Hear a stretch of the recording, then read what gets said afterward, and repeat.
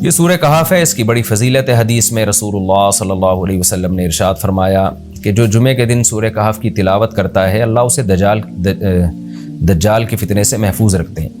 اس کی وجہ کیا ہے کہ دجال کے فتنے میں اور اس میں کیا مناسبت ہے، اس پہ علماء نے بہت کچھ کہا ہے، تو یقینی طور پر اس حکمت کو بیان نہیں کیا جا سکتا، لیکن بہرحال اس کے مضامین ایسے ہیں کہ انسان کو اس سے ایمان میں تقویت ملتی ہے۔ اور بڑی بات یہ ہے کہ رسول اللہ صلی اللہ علیہ وسلم نے جب کسی چیز کے بارے میں ہمیں بتا دیا تو پھر ہمیں اس کی حکمت سمجھ میں نہ بھی آئے تو ہمیں بس اس پر ایمان لانا چاہیے۔ تو دجال کے فتنے سے بچنے کے لیے اگر کوئی جمعے کے دن اس کا اہتمام کرتا ہے تو انشاءاللہ اس کو فائدہ ہوگا۔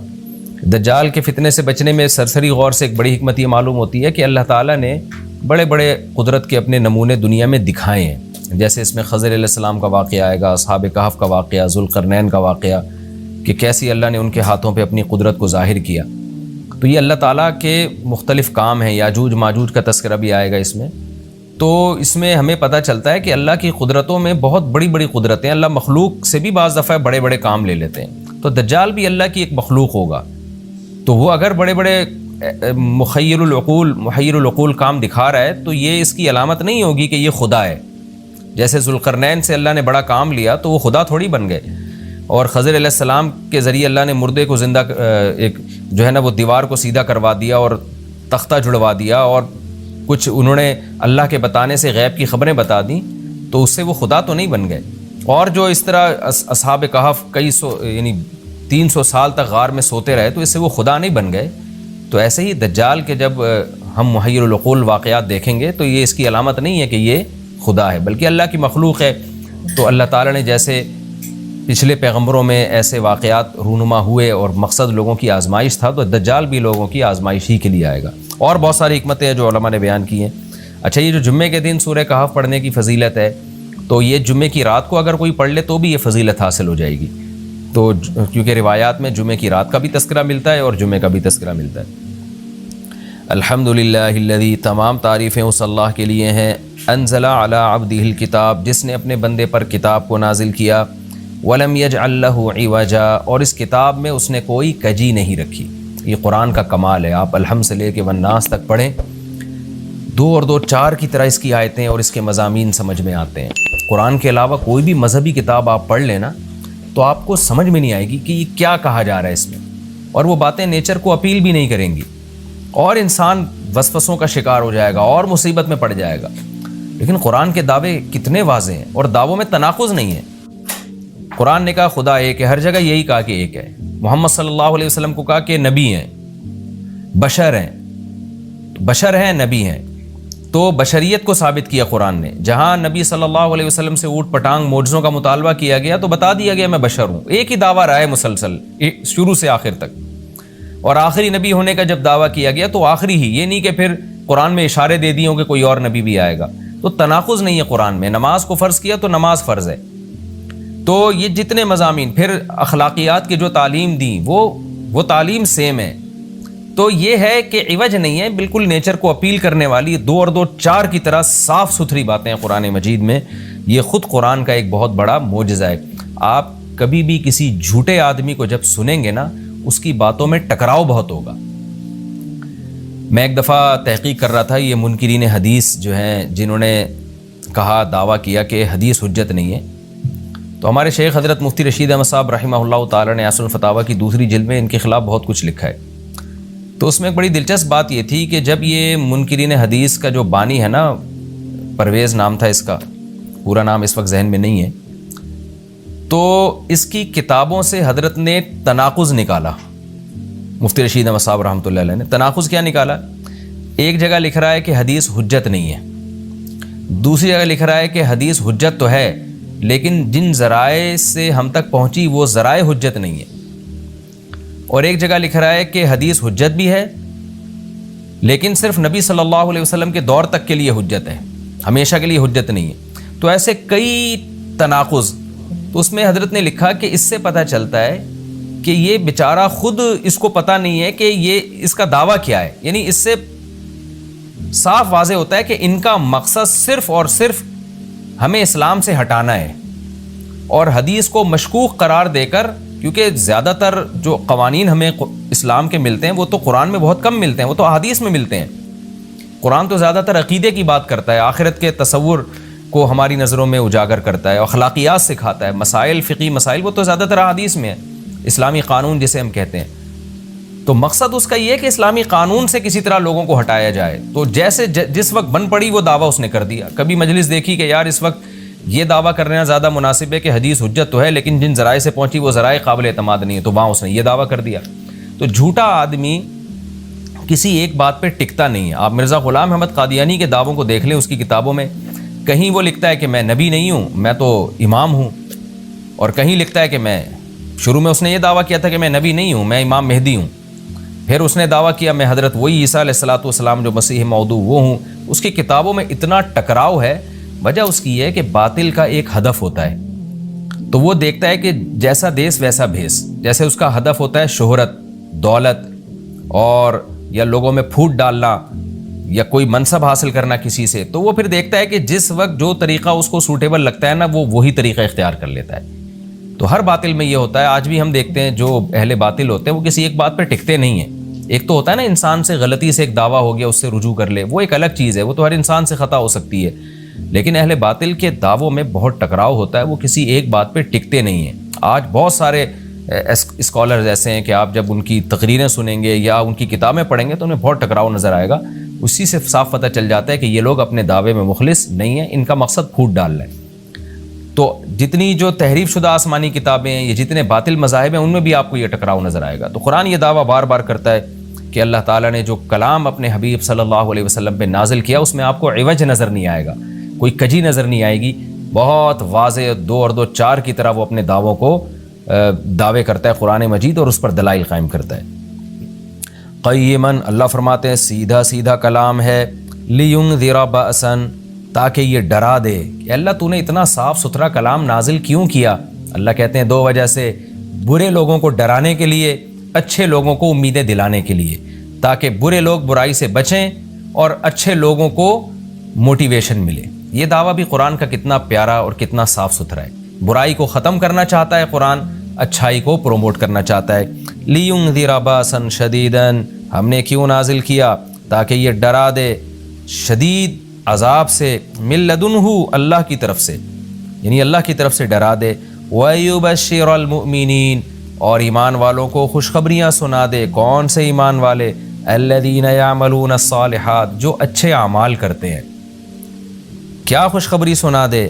ان لہم اجرا حسنا، کہ ان کو اجر ملے گا بہت اچھا، اور ایسا اجر ملے گا ماکثین فیہ ابدا، رہیں گے اس اجر میں وہ ہمیشہ ہمیشہ۔ وینذر الذین قالوا، اور تاکہ یہ کلام ڈرا دے ان لوگوں کو، الذین قالوا، جو کہتے ہیں اتخذ اللہ ولدا۔ اللہ نے ڈرانے کا ذکر 2 دفعہ کیا، اس لیے کہ ایک تو عام لوگ جو برے ہوتے ہیں ان کو ڈرا دے، اور مشرکین میں خاص طور پر یہ برائی تھی کہ یہود و نصارہ کی باتوں میں آ کے اللہ کے لیے اولاد ٹھہرا لیا کرتے تھے، وہ فرشتوں کو بیٹیاں کہہ دیا، یا عیسائیوں کی باتوں میں آ کے اللہ کے لیے اولاد ٹھہرا دی۔ تو اس لیے اللہ نے خاص طور پر ان مشرکین اور ان کافروں کا ذکر کیا جو نبی صلی اللہ علیہ وسلم کے دور میں اللہ کے لیے اولاد ٹھہراتے تھے، کہ اللہ ان کو بھی ڈرا دیا جائے۔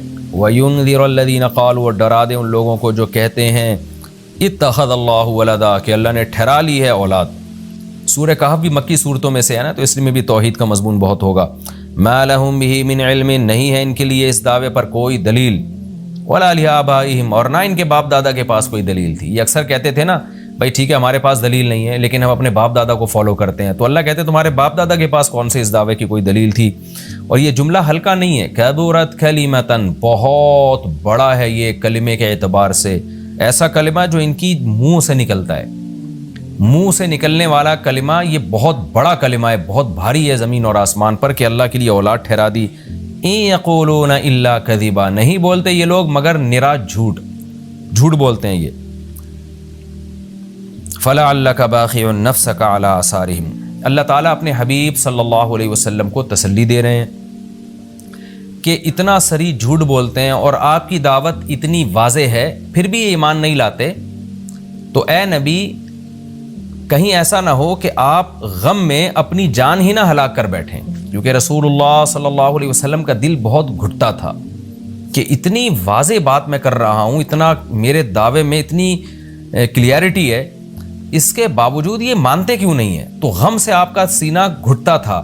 تو اللہ نے آپ کو بتایا کہ یہ آپ کی حالت یہ ہو گئی ہے شاید کہ آپ اپنی جان ہی ہلاک کر بیٹھیں. دیکھیں اللہ کا شاید یہ ہماری زبان میں اللہ ہم سے بات کرتے ہیں نا، ورنہ اللہ کے لیے تو شاید نہیں، اللہ کے لیے جو چیز ہوتی ہے یقینی ہوتی ہے. تو یہاں شاید کا مطلب کیا ہوگا کہ کوئی بھی دیکھنے والا آپ کی کنڈیشن کو دیکھے نا اس وقت، تو وہ کہے گا کہ آپ کی موت نہ واقع ہو جائے، اتنا غم ہے آپ کو. تو مقصد ہے غم کی شدت کو بیان کرنا. تو اللہ فرماتے ہیں شاید کہ آپ اپنی جان ہی ہلاک کر بیٹھیں ان کے پیچھے، یعنی ان کے غم میں. اگر یہ لوگ اس قرآن پر ایمان نہ لے کر آئے، اسفا، افسوس اور غم میں آپ کی جان ہی کہیں آپ ہلاک نہ کر بیٹھیں. پھر آگے اللہ بتا رہے ہیں کہ یہ ایمان کیوں نہیں لے کر آتے. آپ غم نہ کریں، آپ کی دعوت میں کوئی کمی نہیں، آپ کے دلائل میں کوئی کمی نہیں. ایمان نہ لانے کی وجہ ہم بتاتے ہیں کیا ہے. کچھ لوگ لائیں گے، کچھ نہیں لے کر آئیں گے. وجہ کیا ہے وہ ہم بتا رہے ہیں اگلی آیت میں. انا جعلنا ما علی الارض، ہم نے بنایا ہے ہر اس چیز کو جو زمین کے اوپر ہے، زینت اللہ، زمین کے لیے، یعنی زمین والوں کے لیے زینت، اٹریکٹیو بنایا ہم نے. زمین اجڑی ہوئی ہوتی، کسی کا دل ہی نہ لگتا زمین میں، تو سارے آخرت ہی کی فکر میں لگ جاتے. لیکن زمین میں اٹریکشن ایسی پیدا کر دی ہے کہ یہ اللہ سے غافل کرتی ہے، حق سے دور کرتی ہے. ہر آدمی اس زمین کی زینت کو حاصل کرنے کی کوشش کرتا ہے. زینت وہ چیز ما یتزین، جو مزین ہوتی ہے اور جس کی طرف انسان کی اٹریکشن ہوتی ہے، چاہے حقیقت میں وہ اٹریکشن کے قابل ہو یا نہ ہو. جیسے گندگی کا ڈھیر ہے، اٹریکشن نہیں ہوتی، لیکن آپ نے اس کے اوپر ایک خوبصورت ململ کا کپڑا ڈال کے خوشبو چھڑک دی تو اب وہ دیکھنے میں بھلی لگنے لگے گی. تو جو چیز دیکھنے میں بھلی لگتی ہے اس کو مزین کہا جاتا ہے، چاہے حقیقت میں ہو یا نہ ہو. تو اللہ نے کہا کہ ہم حقیقت میں زمین اچھی ہے یا نہیں ہے یہ لوگ اس کو نہیں دیکھتے، بس اٹریکٹیو ہے اس کو دیکھتے ہیں کہ اس کا یہ اٹریکٹ کرتی ہے اپنی طرف. حقیقت میں دیکھا جائے تو مسافر خانہ ہے نا، کتنی بھی مل جائے تو ختم ہونے والی ہے، تو فنا ہونے والی چیزوں سے کون دل بہلاتا ہے. لیکن اللہ بتا رہے کہ ہم نے چونکہ اس کو مزین کر دیا ہے، تو اس مزین ہونے کا نتیجہ یہ ہے کہ کچھ لوگ اس میں پڑھ کے اللہ کو بھول جاتے ہیں اور کچھ اس کی حقیقت کو دیکھ کر اللہ کو یاد رکھتے ہیں. تو آزمائش جبھی ممکن ہے جب اس زمین کو اٹریکٹیو بنایا جائے. آگے اس لیے اللہ نے فرمایا کہ ہم نے بنایا ہے جو کچھ اس زمین کے اوپر ہے زینت اللہ، زمین کے لیے مزین. کیوں بنایا ہے؟ لنبلوہم، تاکہ ہم لوگوں کو آزمائیں، ایہم احسن عملا، کہ ان میں عمل کے لحاظ سے زیادہ اچھا کون ہے. اگر زمین کو مزین نہ بنایا جاتا تو سارے عمل کے لحاظ سے بہت اچھے ہو جاتے، کیونکہ قربانی نہ دینی پڑتی. اب اس مزین زمین کی بہت سی چیزوں کو چھوڑنا پڑتا ہے.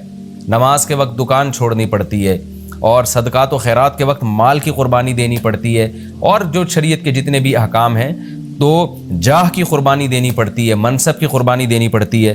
تو اللہ کہتے ہیں ہم نے چونکہ مزین بنا دیا تاکہ ہم لوگوں کو آزمائیں.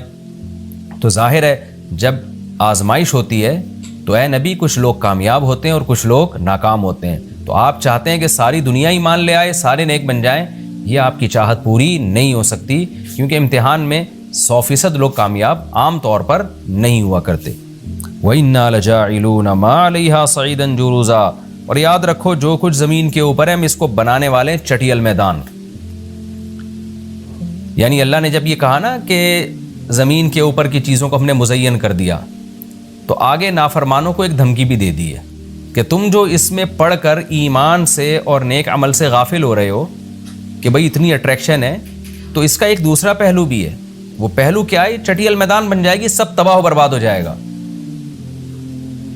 یعنی ایگزامینیشن ہال میں جب جو نعمتیں آپ کو دی جاتی ہیں وہ ہمیشہ کے لیے تھوڑی دی جاتی ہیں، وہ تو اس وقت تک کے لیے دی جاتی ہیں جب تک امتحان چل رہا ہے، اس کے بعد وہ لے لی جاتی ہیں واپس.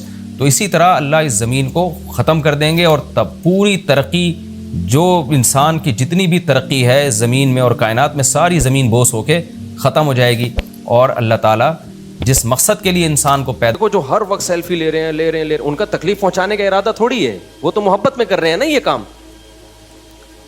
میں یہاں سے جب آسٹریلیا جا رہا تھا نا، اب پرانا قصہ ہو گیا، اب نہیں پتہ چلے گا کس کی بات ہو رہی ہے. شروع میں نے اس لیے نہیں بتایا کہ وہ بندہ نہ سمجھ جائے کہ یار میری بات ہو رہی ہے، پھر یہ غلط ہو جاتا ہے. اب 13-14 گھنٹے کی فلائٹ تھی، میں نے لیپ ٹاپ لیا، میں نے کہا آج میں پورے جتنے بھی کام میرے رہ گئے ہیں نا سارے نمٹا دوں گا. 12-13 گھنٹے بہت ہوتے ہیں نا، بہت سارے علمی کام رکے ہوئے تھے بھائی، اب سارے کام کیا کروں گا، نمٹاؤں گا جہاز میں، اور کوئی کام ہے نہیں بھائی، نمٹاؤ اب سارے کام. تو کیا ہوا، ایک صاحب آ کے الحمدللہ محبت میں ہی بیٹھ گئے، اور اللہ کے فضل سے انہوں نے خیریت، آپ خیریت سے ہیں، میں خیریت سے ہوں، فلانا خیریت ہے. 6-7 گھنٹے الحمدللہ خیریت میں الحمدللہ پی گئے. خیر کیا کرتے ہیں ہم ان کو. تو چلو اب پرانا قصہ ہو گیا. بہرحال تو 6 گھنٹے کے بعد ہم اس قابل نہیں بچے تھے کہ ایک بٹن بھی دبا سکے. ہونا یہ چاہیے نا کہ مفتی صاحب کوئی کام تو نہیں، آپ سے بات کر سکتا ہوں؟ ہاں جی ٹھیک ہے. پھر میں جب بولوں کہ میں کام ہے تو آپ رک جائیں، وہ پھر بھی نہیں رک رہے تھے. ایسا بھی ہوتا ہے، میجورٹی تو رک جاتی ہے جب بتاؤ نا میں ذرا بزی ہوں تو پھر یوں کر کے دیکھ بھی رہے ہوتے ہیں لیپ ٹاپ کو، یوں کر کے نا. بعض لوگ، سب نہیں، میجورٹی اتنی بری نہیں ہے کہ دیکھے.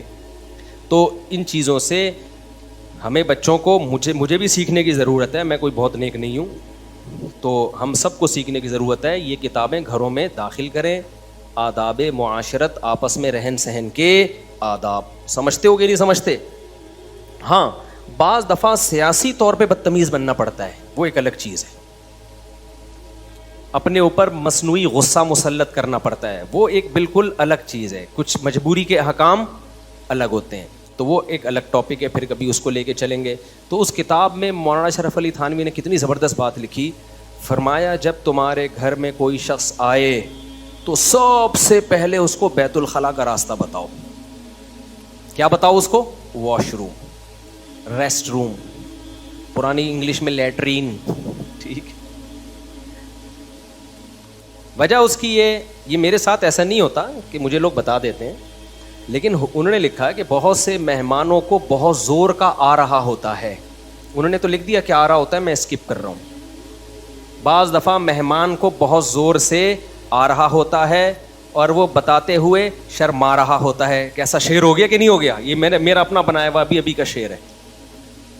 بہت سے مہمانوں کو بہت زور کا آ رہا ہوتا ہے جو وہ بتاتے ہوئے شرما رہا ہوتا ہے. شعر بن گیا کہ نہیں بن گیا؟ کیا خیال ہے بھائی؟ لہذا وہ شرما رہا ہوتا ہے کہ آتے ہی واش روم میں تو نہیں گھستا نا کوئی.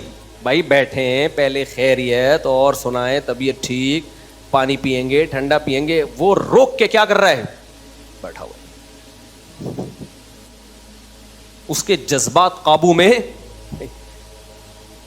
تو یہ میزبان کی ذمہ داری ہے، آتے ہی کدھر کا راستہ دکھائیں، بولو یہ جی واش روم، حضرت یہاں تشریف لے جائیں آپ اگر جانا چاہیں. یہ بھی نہیں کہ زبردستی گھسڑ دو اس کو،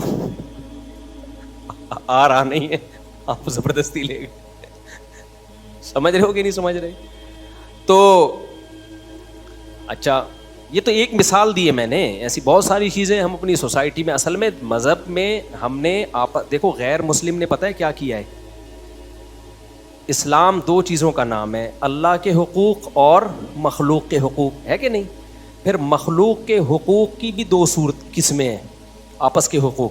ایک ہے ریلیشن، بلڈ ریلیشن، ماں کے حقوق، باپ کے حقوق، بیوی کے حقوق، بچوں کے حقوق، بہن کے، بھائیوں کے.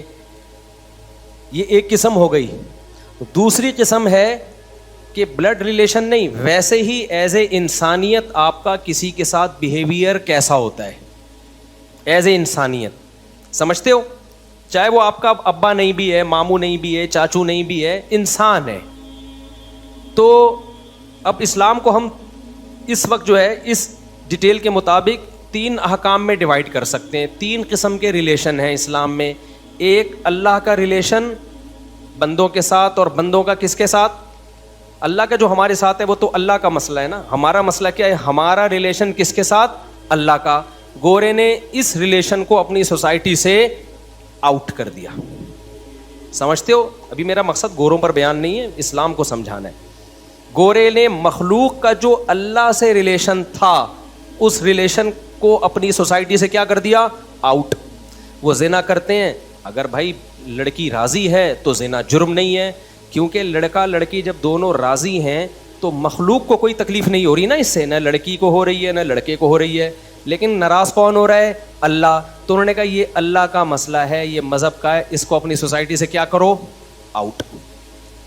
آپ کسی مذہبی اسکالر سے پوچھیں گے، چاہے وہ عیسائیوں کا ہو، یہودیوں کا ہو، ہندو کا ہو، مسلم کا ہو، کہ بھائی لڑکا لڑکی دونوں زنا پہ راضی ہیں تو یہ جائز ہے. ہندو مذہبی اسکالر بھی کہے گا حرام, ناجائز. ہندی میں کیا کہتے ہیں, پننا, گناہ کو کیا بولتے ہیں ہندی میں, پاپ ہے نا, پاپ ہے. پننا بھی تو کچھ ہے میرا خیال ہے, پننا بھی پاپ ہے یہ بہت بڑا, وہ کیا کہیں گے, پاپ. عیسائی بھی کیا کہے گا, گناہ. یہودی بھی کیا کہے گا, بولو نا, گناہ. جو سیکولر لوگ ہیں, انگریز ہیں, وہ کہیں گے کوئی گناہ, بولو نہیں ہے. بھائی کیا نہ وہ بھی راضی ہے یہ بھی راضی ہے, تو کسی کو کیوں تکلیف ہو رہی ہے کسی تیسرے شخص کو. تو مذہب کیا کہے گا, نہیں بھائی کیوں, اس سے آپ کا ریلیشن اس لڑکی کے ساتھ تو مضبوط ہو رہا ہے, اس کا آپ کے ساتھ, لیکن آپ کا اللہ سے ریلیشن کیا ہو رہا ہے, منہ سے بولے نا یار, خراب ہو رہا ہے نا. اللہ سے ریلیشن کیا ہو رہا ہے, خراب.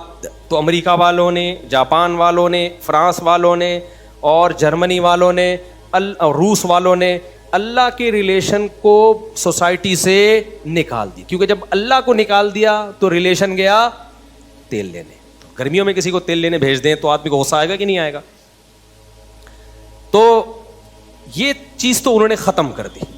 پھر مخلوق کا آپس کے ریلیشن کی دو قسمیں ہیں. ایک وہ ریلیشن جو بلڈ ریلیشن کہلاتا ہے, جیسے ماں کا حق, باپ کا حق. اب ماں اور باپ آپ سے اچھا سلوک نہ بھی کریں تو بھی ان سے ریلیشن بنا کے رکھنا ہے. یہ کس کا حکم ہے, اللہ کا. کیونکہ اللہ کہتے ہیں کہ یہ ریلیشن ختم ہو نہیں سکتا, کیونکہ یہ بلڈ ریلیشن ہے. تعلقات اچھے یا برے ہونے سے بلڈ تو بلڈ ہی رہے گا نا. نہیں آ رہی میرا خیال ہے بات سمجھ بھائی, وہ تمہاری باڈی کا حصہ ہے, پارٹ ہے, تم ان کی باڈی کا کیا ہو, پارٹ. تو یہ اللہ کا بنایا ہوا ریلیشن ہے, یہ ختم بولو نہیں ہو سکتا. اس کی کوئی مثال اچھی سی ذہن میں آ جائے نا, کہ ایگریمنٹ کروا دیا جاتا ہے نا دو پارٹیوں کا آپس میں, تو آپ کو وہ ایگریمنٹ توڑنے کی اجازت نہیں ہوتی. بھائی یہ تو کمپنی نے آپ دونوں کا ایگریمنٹ کروایا ہے, اب کمپنی سے پوچھے بغیر یہ ریلیشن ختم نہیں ہوگا.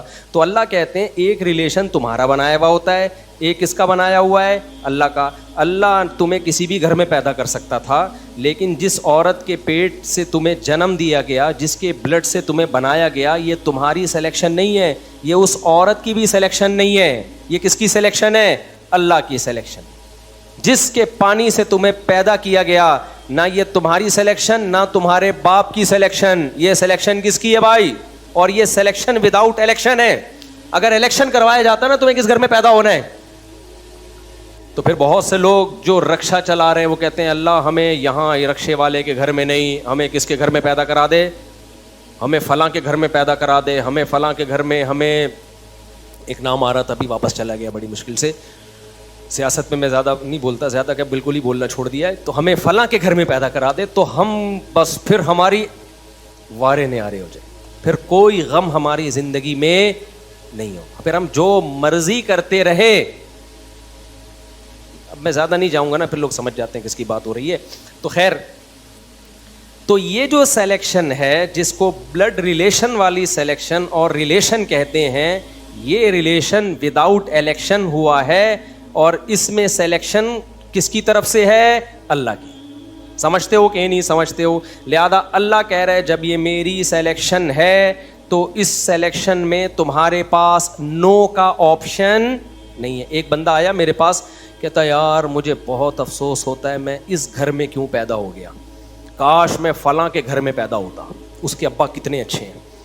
میں نے کہا بہت ہی بدتمیز انسان ہو ماشاء اللہ, لگ رہا ہے باقاعدہ بدتمیزی میں آپ نے ڈپلومہ کیا ہے. یہ بہت بڑا تانا ہے اپنے باپ کو کہ کاش میرا باپ وہ ہوتا. سمجھ رہے ہو؟ میں نے کہا آپ کی بیوی کل آپ کو بولے کاش میرا میاں وہ والا ہوتا, وہ زیادہ ہینڈسم ہے. آپ کا کیا خیال ہے, آپ جن عورتوں کے شوہر ہو تو کیا دنیا میں سب سے اچھے شوہر آپ ہی ہو, ہیں بھائی؟ اور بہت سارے شوہر ایسے ہیں کہ آپ کی بیوی کو وسوسہ آئے گا کاش میں اس کی بیوی ہوتی, وہ زیادہ ہینڈسم ہے, وہ زیادہ مالدار ہے, وہ زیادہ خوش اخلاق ہے, بلکہ پھر اس کی بیوی بنے گی تو اور اچھے اچھے مارکیٹ میں لوگ نظر آئیں گے. تو اگر آپ کی بیگم آپ سے کہہ دے کہ آپ کا پیٹ کا سائز بھی اتنا بڑا اور آپ کا وزن بھی اتنا زیادہ, فلاں جو ہے نا آپ کا جو دوست جو عید پہ آپ کے ساتھ گھر میں کباب کھانے کے لیے آیا تھا, کیا ہینڈسم ہے, کاش میں اس کی بیوی ہوتی. بولو بھائی, تو آپ کو کیسا لگتا؟ آپ کو غصہ آتا؟ پھر وہ کہتی غصہ کیوں آ رہا ہے؟ رائے کا اظہار کر. میں یہ تھوڑی کہہ رہی ہوں کہ مجھے طلاق دے دے, میں وہاں شادی کرنا چاہتی ہوں. میں تو ایک اظہار کر رہی ہوں کہ کاش ایسا ہوتا, کاش میری قسمت میں ہوتا, میں خریدتا ایک کھوتا, کبھی تو سوار ہوتا کبھی میں سوار ہوتا. غریب لوگ پرانے زمانے میں نا اسی طرح کے شعر کہا کرتے تھے. پہلے کھوتے کی بڑی ویلیو تھی نا. بھائی ہو سکتا ہے نا آپ کی بیگم کو کوئی بندہ نظر آئے بڑا ہینڈسم, آپ کے وہ کاش ایسا ہوتا, دل میں وسوسے کی حد تک پتہ نہیں کس کس کے کیا کیا خیال آئے ہوں گے.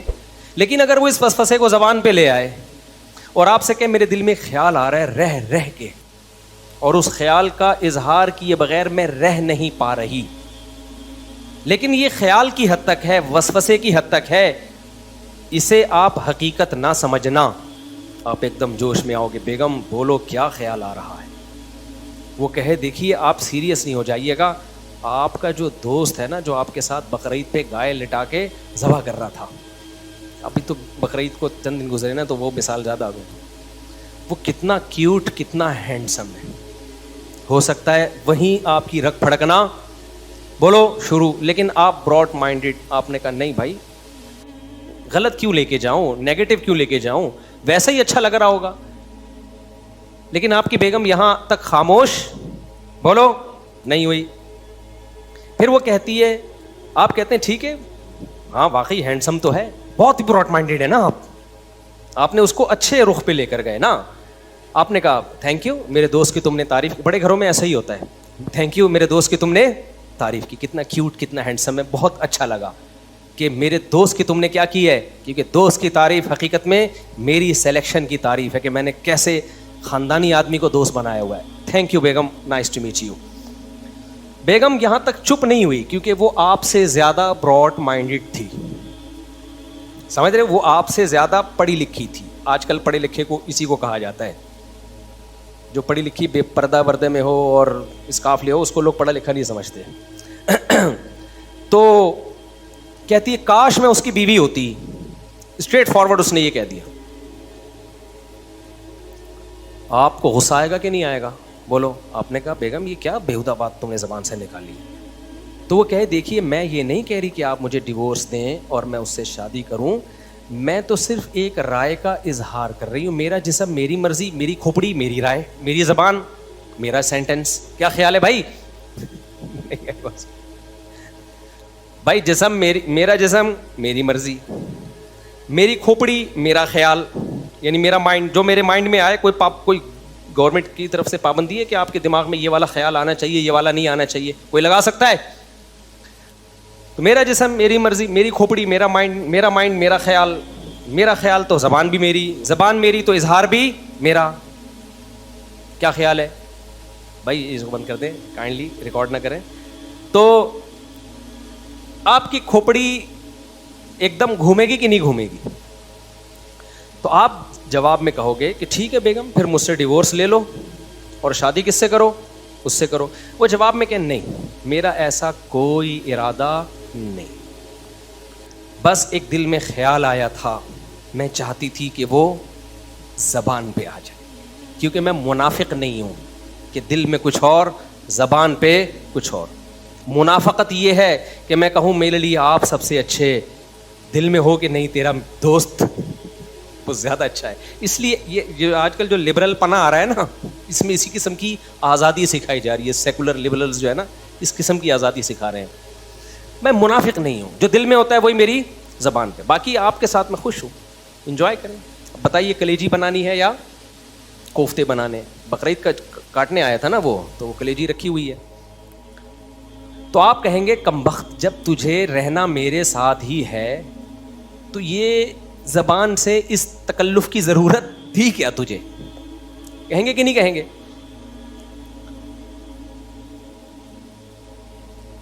حالانکہ یہ جو سلیکشن ہے نا کہ اس عورت نے آپ کو شوہر بنایا, یہ اللہ کی سلیکشن بعد میں ہے, عورت کی سلیکشن پہلے. اس نے خود قبولا ہے.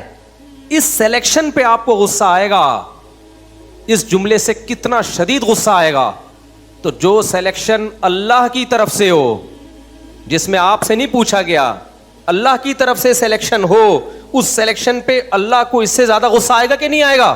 جب آپ کہہ رہے ہو کہ کاش میں اس کے گھر میں پیدا ہوتا, وہ میرا باپ ہوتا. کیونکہ آج بہت سے نوجوانوں کے دل میں نا کھوپڑیاں آؤٹ ہو گئی ہیں, مجھ سے آگے کہہ رہے ہیں کہ کاش میں, اب پرانا قصہ ہو گیا, وہ نوجوان نہیں سمجھے گا کہ میں اس کی بات ممبر پہ کر رہا ہوں. مجھ سے آ کے کہہ رہا ہے کہ کاش میں فلاں کے گھر میں پیدا ہوتا, وہ اس کے ابا بہت اچھے ہیں, میرے والے ابا اچھے نہیں ہیں. تو میں نے کہا کہ تو پیدا ہی نہ ہوتا تو سب سے اچھا تھا.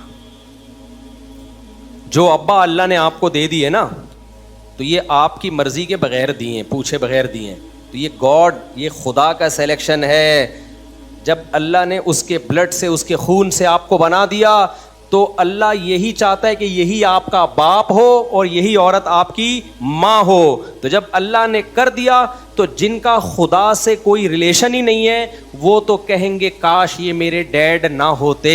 لیکن جو اللہ سے اپنے ریلیشن کو بنا کے رکھنا چاہتے ہیں وہ کہتے ہیں اللہ جیسا بھی آڑا ترچا ابا ہو, جیسی بھی ماں ہو, مجھے کیا ہے, قبول ہے. اور میرے لیے اس کائنات میں اس سے اچھا باپ یا اس سے اچھی ماں ہو نہیں سکتی تھی. لیکن یہ ان لوگوں کی باتیں جو اپنا ریلیشن کس سے بنا کے رکھنا چاہتے ہیں, اللہ سے. سمجھ میں نہیں آ رہی بات؟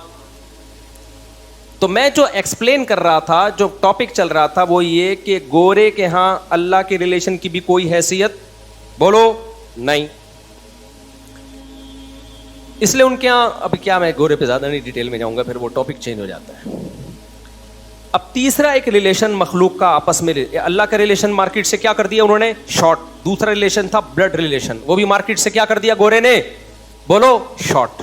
ان کے یہاں بلڈ ریلیشن کی بھی کوئی 2 ٹکے کی ویلیو نہیں. 18 سال کے بعد بھی آپ آزاد, 18 سال سے پہلے بھی آپ بولو آزاد. باپ ایک تھپڑ لگایا, پولیس کو بلا لو فوراً. سمجھتے ہو؟ تھپڑ لگایا آپ نے, کس کو بلا لیا, پولیس کو. ماں نے تھپڑ لگایا, کس کو بلا لیا, تو ریلیشن گیا.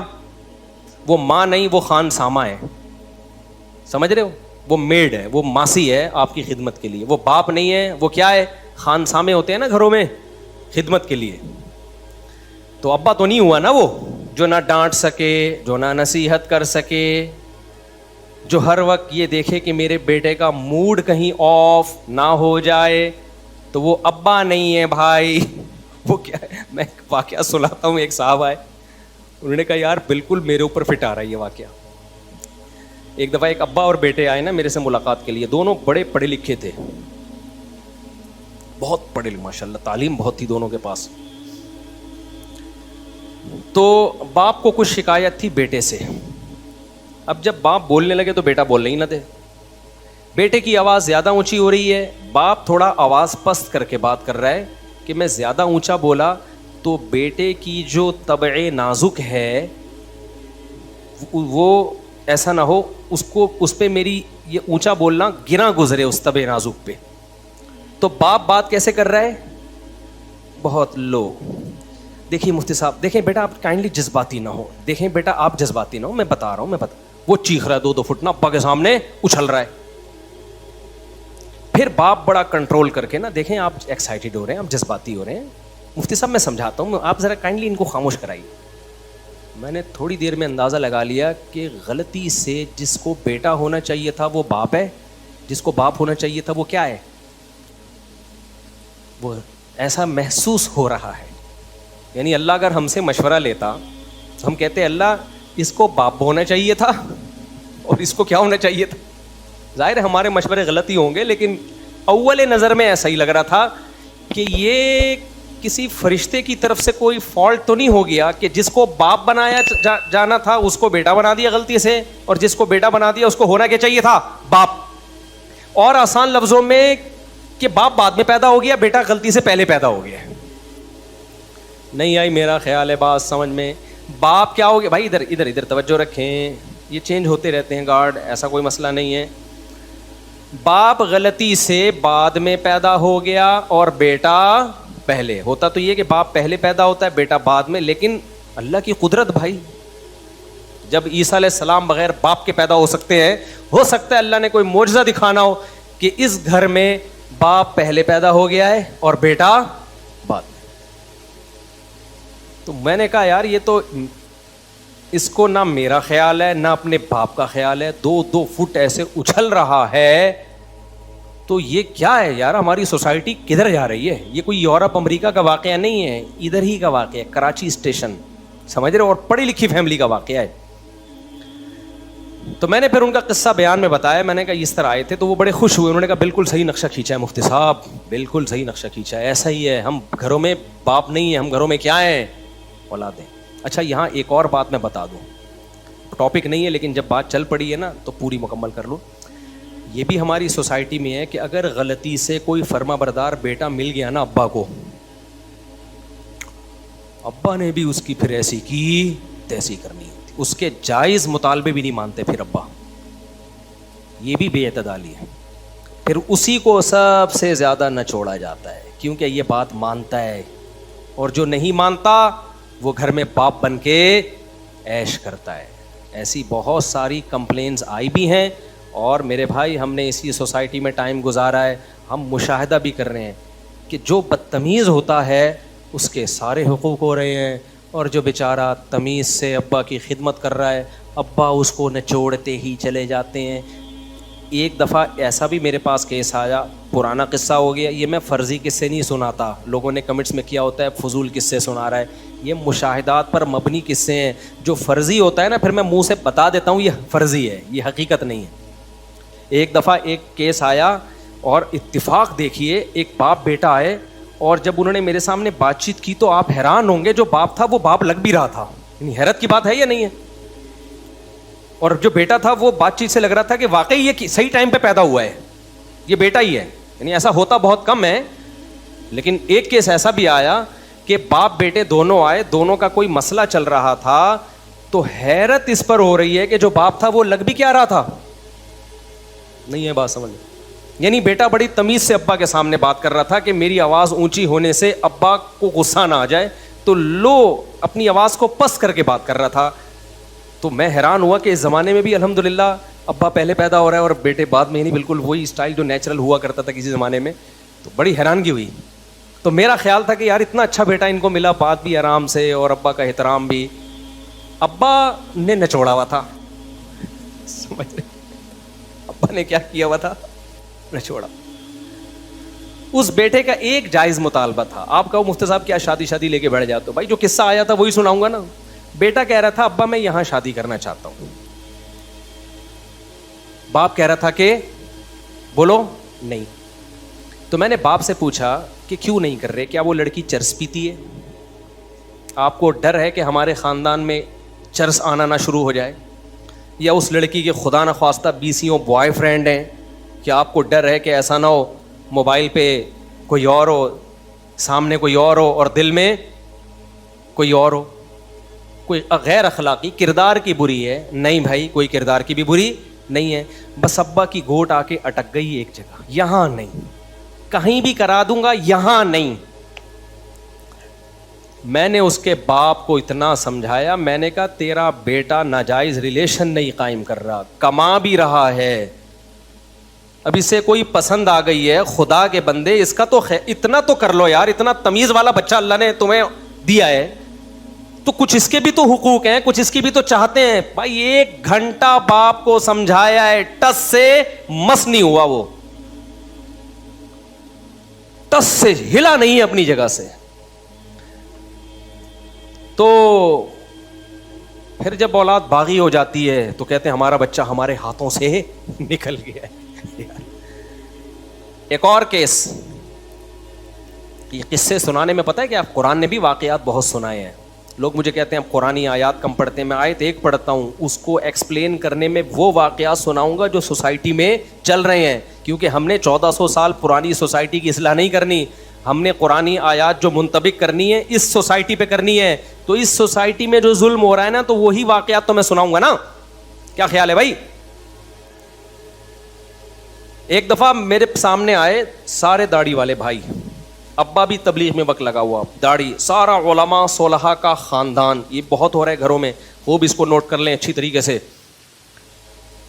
بیٹے نے کیا کیا, ابا کے کاروبار کو بہت آسمان کی بلندیوں تک پہنچا دیا. آپ کو پتا ہے جب سارے نالائق بھائی ہوتے ہیں شروع میں تو کچھ کرتے نہیں ہیں. ایک بیٹے نے بڑی محنت کی. اب جب گھروں میں دے دنادن نوٹ آنا شروع ہو گئے تو باقی بھائیوں کی بھی آنکھیں بولو کھل گئی.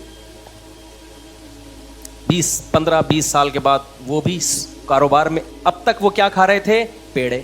مسئلہ سن رکھا تھا ابا نے کہ باپ کے کاروبار کو اگر کوئی بیٹا ترقی دیتا ہے تو وہ بیٹا باپ کے کاروبار میں پارٹنر نہیں بن جاتا. اس کاروبار کا مالک کون رہتا ہے, باپ.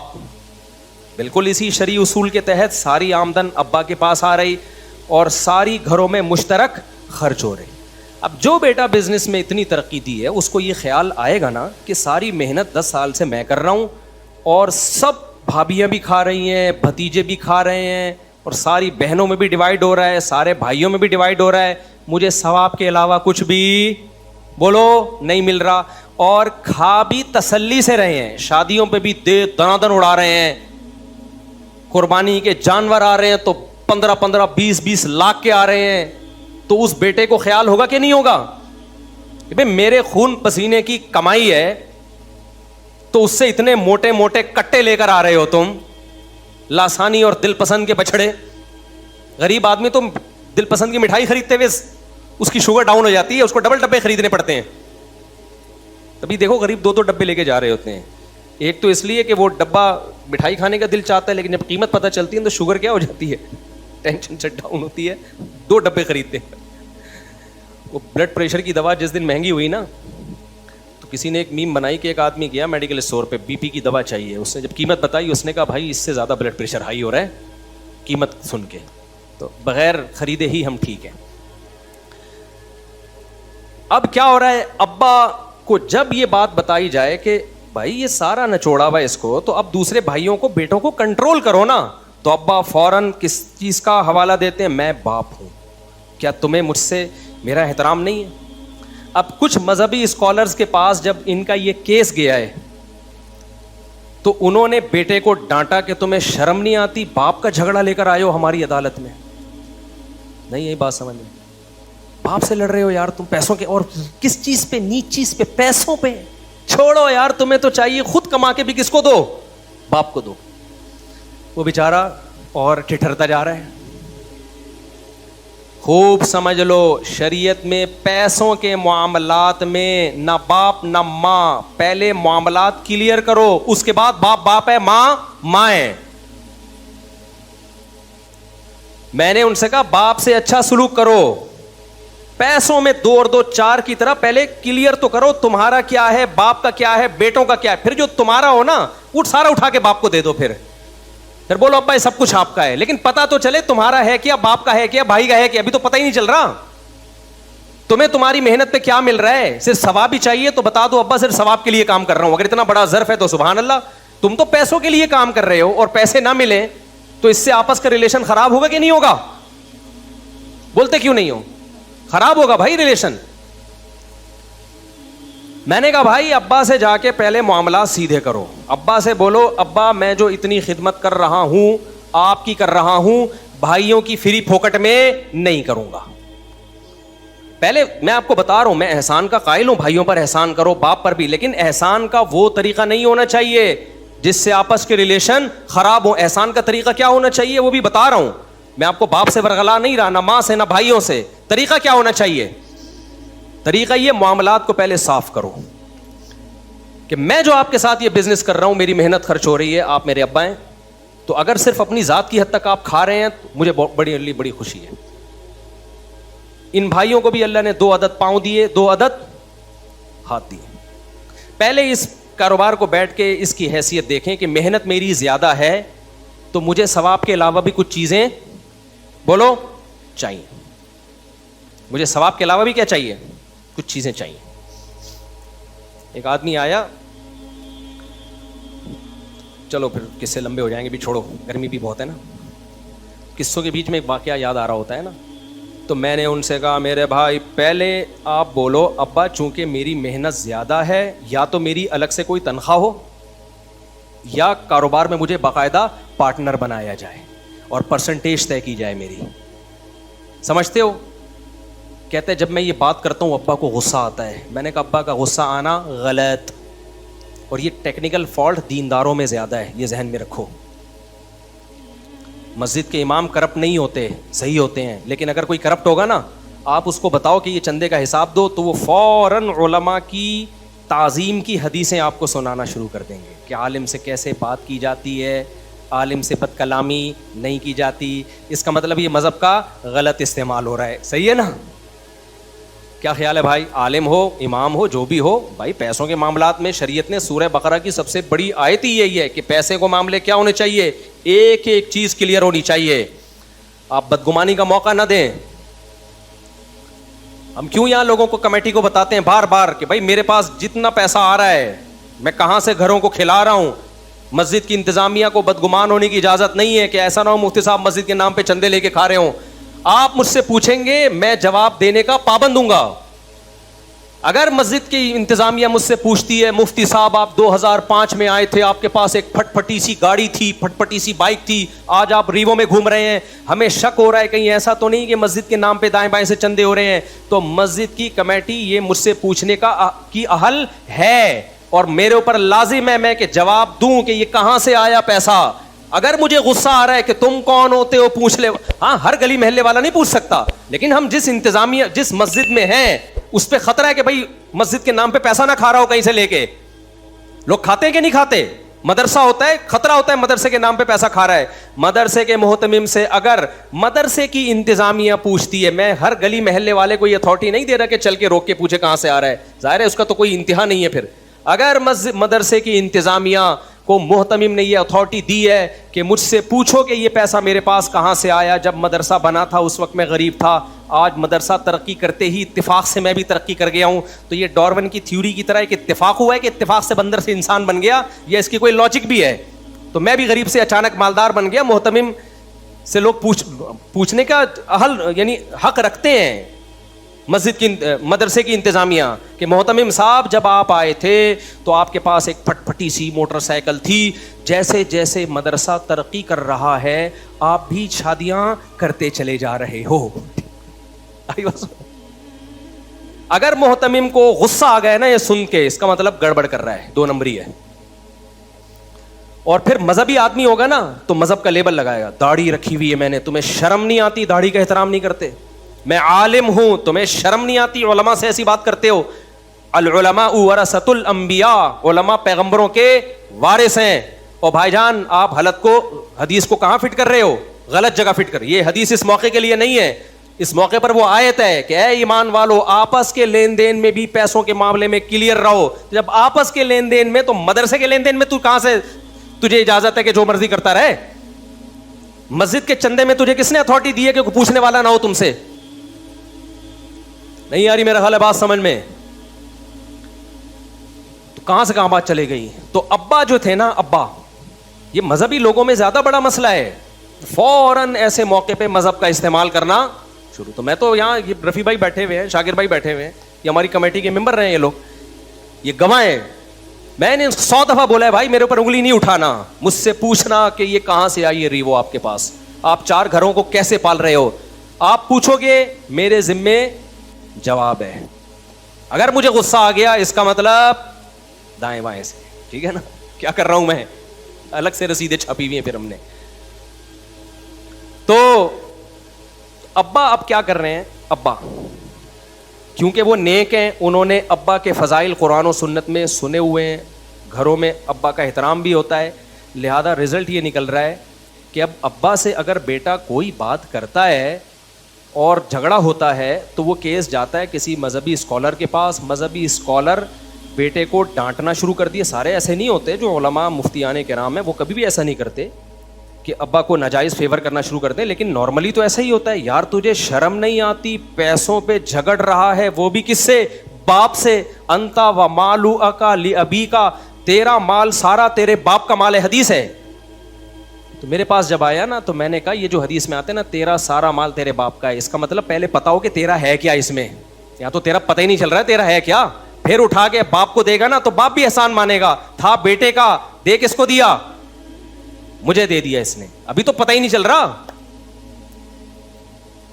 اور یہ اخلاقی ترغیب ہے. حدیث کا مطلب یہ نہیں ہے کہ بیٹا جو کچھ کمائے اور باپ کو ضرورت بھی نہ ہو پھر بھی, کیونکہ ایسے ابا بھی ہم نے دیکھے ہیں, بیٹا کہہ رہے ہیں میں کما کما کے بھیج رہا ہوں, گدھا بنا ہوا ہوں, اور ابا تاش میں اڑا رہے ہیں, سٹے لگا رہے ہیں, دوستیاں لگا رہے ہیں, ادھر ادھر عیاشیوں پہ اڑا رہے ہیں. بھائی باپ کی بنیادی ضرورتیں ہم تو پھر بھی اس کو کہتے ہیں بھیج دے یار. اخلاقی طور پر تو یہی ہے, سٹا لگانا اچھا کام نہیں ہے, تو نہیں بھیجے گا وہ چوری کرنا شروع کر دیں گے. سٹے چھوڑنا آسان کام نہیں ہے, لیکن شرعاً لازم نہیں ہے. ابا کے سٹے کا خرچہ آپ پہ, بولو, اولاد پہ نہیں ہے. ابا کی بنیادی ضرورتیں اولاد پر ہیں. نیک اولاد تو کہتی ہے ابا سارا آپ کا, لیکن پہلے پتا ہو کہ میرا ہے کیا, پھر سارا اٹھا کے دو نا. یہاں تو پتہ ہی نہیں چل رہا. تو میں نے کہا بھائی آپ اپنے ابا کو لے آؤ, اگر وہ مجھے ثالث بناتے ہیں تو میں ان سے کہوں گا آپ ظلم کر رہے ہو اولاد کے اوپر, کیونکہ یا تو اس کی الگ سے تنخواہ رکھو بیٹے کی, یا اس کو کاروبار میں کیا بناؤ, پارٹنر. اور میں نے کہا اپنا الگ اکاؤنٹ کھلواؤ, آپ کا جتنا پیسہ ہوگا اس الگ اکاؤنٹ میں جائے گا. پھر بے شک کوئی قربانی کے کٹے لائے یا بچڑے لائے یا شادیوں پر دولت اڑائے, یہ کس کا ہیڈیک ہے, یہ پھر اس کا ہیڈیک ہے. ورنہ بعض ماں باپ وہ کام کر رہے ہوتے ہیں, اولادوں کو لڑوا رہے ہوتے ہیں آپس میں, ایسے کام کر رہے ہوتے ہیں, اور مرنے کے بعد ان کے لیے جہنم بنا کے جاتے ہیں دنیا میں. ہمارے شیخ مفتی رشید احمد صاحب رحمہ اللہ تعالیٰ ایسے خاندانی تھے نا, لیکن معاملات میں کیسے کلیئر, خاندانی کتنے پہلے یہ بتا دوں, اپنے باپ کے ساتھ کیسا سلوک اور اپنی اولاد کے ساتھ کیسا, یہ دو چیزیں آپ سن کے حیران ہو جاؤ گے. اپنے باپ کے ساتھ کیسا سلوک تھا. ہمارے شیخ کے جو والد تھے انہوں نے 80 سال کی عمر میں شادی کی. شرمندگی ہوگی لیکن بالکل آپ کو شرمندہ ہونے کی ضرورت نہیں ہے, کیونکہ آپ 30 سال میں بھی نہیں کر رہے. تو میں نے کہیں بتایا تھا 80 سال میں, پھر بعد میں کسی نے کریکشن کی کہ 80 میں نہیں 90 میں کی تھی, اب واللہ عالم میں بھول گیا 80 میں تھی یا 90 میں. جب شادی کی ہے تو اللہ نے اولاد بھی دی, سمجھتے ہو. ہمارے حضرت کے جو والد تھے انہوں نے زندگی میں ساری جائیداد تقسیم کر دی تھی اولادوں میں, سب کچھ ہینڈ اوور کر دیا کس کے, اولاد کے. خالی ہو گئے تھے بھئی یہ تمہارا یہ تمہارا, تاکہ بعد میں مسائل نہ ہو. حضرت کے حصے میں بھی اچھی خاصی پراپرٹی آئی. اب حضرت کے والد نے جب کہہ دیا کہ بھئی یہ سب کو, تو حضرت نے کے والد نے ایک اور شادی کر لی بڑھاپے میں. اللہ کی قدرت, اللہ نے اولاد دے دی ان کو. انہیں نہیں پتا تھا میری صحت اتنی اچھی ہے. جب اولاد ہوئی ہے تو حضرت کے والد پریشان ہوئے کہ بھائی میں تو ساری جائیدادیں بولو بانٹ چکا ہوں, اب اس بیچارے کے لیے تو کچھ بچا ہی نہیں ہے. تو حضرت کے والد نے اب خیال کیا کہ سارے بیٹوں کو بلایا جائے اور ان سے واپس لی جائے تھوڑا تھوڑا حصہ, کہ بھائی اپنے حصوں. اب کیونکہ جب آپ کسی کو کوئی چیز گفٹ میں دے دیں اور ہینڈ اوور کر دیں تو وہ اس کا مکمل مالک بن جاتا ہے.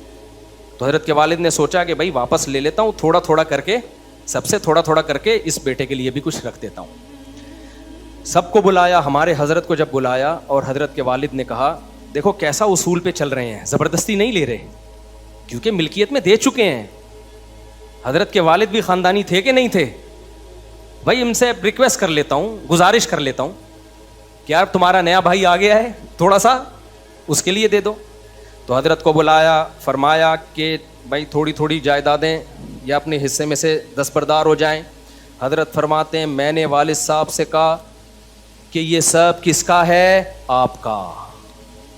بھائی ہم نے تو کچھ بھی نہیں کمایا اس میں, یہ سب کس کا ہے, آپ کا. اور فرمایا کہ مجھے اسے اپنا بولتے ہوئے شرم آ رہی ہے, یہ کہتے ہوئے شرم آ رہی ہے کہ یہ کس کا ہے, میرا ہے. ہم نے کیا کمایا, تو سب آپ نے کمایا, سارا آپ کا. صدقہ کر دیں, دوسرے بھائی کو دے دیں یا خود رکھ لیں.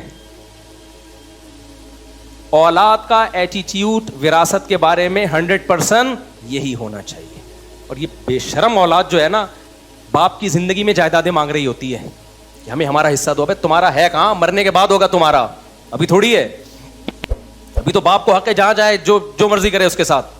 اخلاقی طور پر غلط ہے, اولاد کو دینا چاہیے لیکن رائٹ نہیں ہے تمہارا ابھی. حضرت نے فرمایا سارا کس کا ہے؟ آپ کا, میرا ہے ہی نہیں, 1 روپے میرا نہیں ہے, اور شرم آ رہی ہے, اپنا بولوں گا بھی نہیں اس کو. یہ ایٹیٹیوڈ کس کے ساتھ تھا؟ ابا کے. نہیں آئی بات؟ اور ابا بھی کیسے خاندانی ہیں بھائی جب ہینڈ اوور کر چکا ہوں تو اب بیٹوں سے پرمیشن لینی پڑے گی, تاکہ ان کے دل میں نہ آئے کہ ہم سے ہماری ملکیت چھینی جا رہی ہے. ایسا مالی معاملات میں انسان کو کیا ہونا چاہیے؟ کلیئر. آگے اللہ نے حضرت کو اولادیں دی تو حضرت فرماتے ہیں میرے بچے جب جوان ہوئے, ان کی جب شادیاں ہوئیں تو میں نے ان سے کہا کہ اب ہر ایک گھر تھا نا, اس میں سب کو الگ الگ کمرے دے دیے, اب ہر کمرے میں سب میٹر لگے گا, جو جتنی بجلی استعمال کرے گا اس کا بل وہ خود دے گا. ایسا نہیں ہوگا کہ کوئی استری بہو جلا کے, اپنی طرف سے اب میں تفصیل کر رہا ہوں. اس بہو ہوتا کیا ہے جوائنٹ فیملی میں, ایک بہو استری چلا کے بھول گئی, بل کون دے رہا ہے؟ تمہارا باپ. صحیح ہے, الگ سے اس استری کا بل اس کا شوہر بولو نہیں دے گا.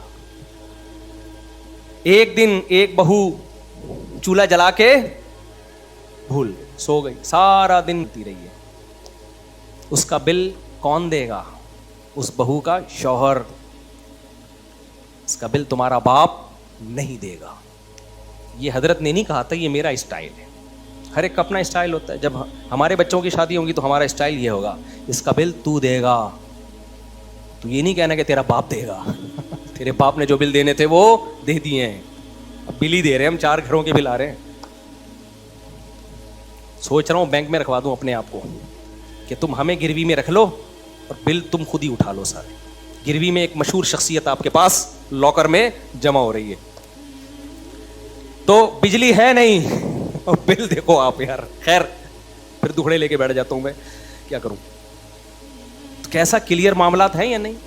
حالانکہ ایسا نہیں ہے کہ حضرت کے بیٹوں میں کوئی بخل تھا, یہ حضرت میں کوئی کنجوسی تھی. حضرت کو اللہ نے بہت دیا تھا. حضرت کر سکتے تھے کہ بھائی بھلے استری جلی چھوڑ دو, بھلے چولہا جلا رہ جائے, بل دینے کے لیے تمہارا باپ بیٹھا ہوا ہے. حضرت کو پتا تھا بعد میں کیا پھیلیں گی اس سے نفرتیں. کبھی باپ کے دل میں خیال آئے گا یار شادیاں بھی میں نے کرا دیں اور استری وہ جلی چلا کے چھوڑ دیتی ہے, بل ہم بھر رہے ہیں, ہمارا خیال نہیں ہے. چولہا جلا کے چھوڑ دیا, بل ہم بھر رہے ہیں.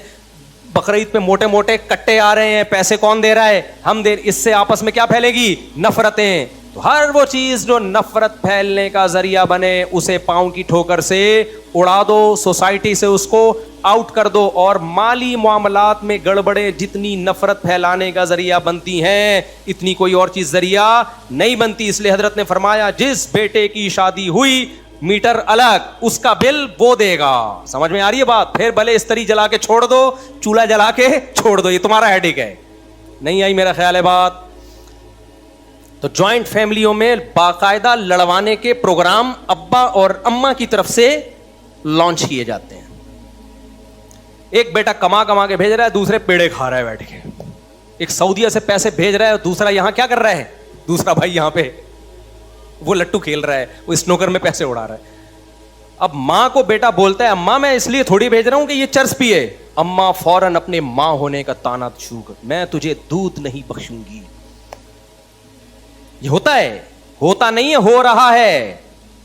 باپ فوراً کہ تو بھیجے گا ورنہ میں آج سے تیرا باپ نہیں ہوں. پھر ابا کے فضائل, یہ بھائی یہ غلط فضائل سنا رہے ہو, یہ ابا کے فضائل سنانے کا موقع نہیں ہے. مالی معاملات میں ابا ہو یا اماں ہو, معاملہ کیا رکھو؟ کلیئر. آپ کو بتاؤ میرا کتنا پیسہ ہے, اس کا کتنا پیسہ ہے, اس کے بعد پھر سخاوت کرو. پھر سخاوت پسند بھی کی جائے گی, پھر سخاوت سے ریلیشن مضبوط ہوگا. سمجھ رہے ہو؟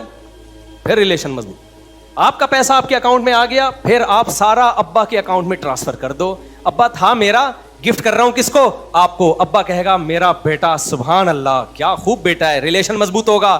یہ جو عجیب سے اچھمبے میں رکھا ہوا ہے نا, کہ پتہ ہی نہیں کس کا مال کتنا ہے, کون اڑا رہا ہے, اس سے جتنا مرضی ابا پہ خرچ کرو, جتنا مرضی اماں پہ خرچ کرو, اس سے ریلیشن پھر بھی مضبوط نہیں ہوگا. اس سے ریلیشن کیا ہوگا؟ خراب. دیکھو ایک آخری مثال دے کے بات ختم کرتا ہوں. ہم جب دعوتوں پہ جاتے ہیں دوست احباب مل کے, بھائی پتا ہوتا ہے کہ اس کی طرف سے دعوت ہے, اس کی طرف سے دعوت ہے, یہ کھلا رہا ہے, ایسا ہوتا ہے کہ نہیں ہوتا؟ بات کلیئر ہوتی ہے, کوئی ریلیشن آپس میں خراب نہیں ہوتا. لیکن 10 دوست دعوت پہ جا رہے ہیں, پتہ ہی نہیں کب کس کمبخت نے پیسے دینے ہیں. ٹھیک ہے, 1-2 دفعہ میں سخاوت ہوتی ہے, ایک بندہ اٹھ کے دے دے گا. دوسری دفعہ گئے پھر اسی بندے نے دے دیا, سخاوت میں دے دیا نا. تیسری دفعہ گئے پھر اسی بندے نے دے دیا. چوتھی دفعہ میں وہ دعوت میں آئے گا, وہ بہانہ کرے گا کہ آپ لوگ دعوت کھانے جاؤ, مجھے کوئی ضروری کام ہے. نہیں آئی بات؟ ہاں پہلے سے وہ بتا دے کہ اس دفعہ بھی میں کھلاؤں گا, اگلے دفعہ بھی میں کھلاؤں گا, تیسری دفعہ بھی, وہ خود وہ منہ سے پھوٹے اور آپ کو پتا ہو اس کے اکاؤنٹ سے پیسے جا رہے ہیں, تو وہ 100 دعوتیں بھی کر لے گا آپ کی. لوگ کر رہے ہوتے ہیں. لیکن یہ جو مبہم چیز ہے نا, پتہ ہی نہیں کس کمبخت کی جیب سے پیسے نکلیں گے, یہ 1-2 دفعہ میں ٹھیک ہوتا ہے بھائی, بار بار ٹھیک. ہمارے ایک دوست ہیں چائنا میں نا, ایک صاحب چپک گئے ان کے ساتھ, جب بھی وہ کھانا کھاتے وہ آ کے بیٹھ جاتے. آپ سہیل بھائی کا واقعہ آپ کے بیٹے کا, ٹھیک ہے نا, انہوں نے سنایا واقعہ یہ میں اس لیے بتا رہا ہوں. لوگ کہتے ہیں نا کس سے کہانیاں سنا رہا ہوتا ہے, ہوائی باتیں. ہوائی نہیں ہے, ان کے بیٹے کا واقعہ ہے. چائنا میں ایک کھانا کھانے کے لیے جب بیٹھتے ایک بندہ آ جاتا,